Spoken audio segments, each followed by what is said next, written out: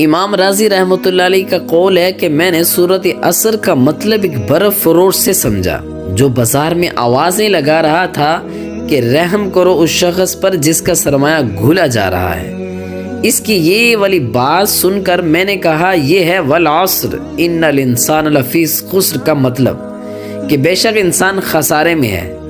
उम्र जो अल्लाह ताला ने इंसान को दे रखी है ना, सच यकीन करें आप कि अल्लाह ताला ने जो मुद्दत दे रखी है इसमें ना 1 मिनट कम है ना ज़्यादा।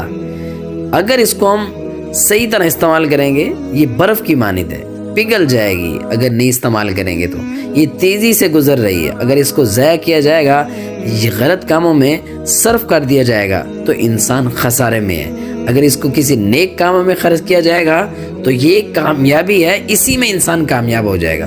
इमाम राजी फरमाते हैं मुझे यहीं से सूरत असर की तफसीर समझ में आई कि एक बर्फ़ फरोश से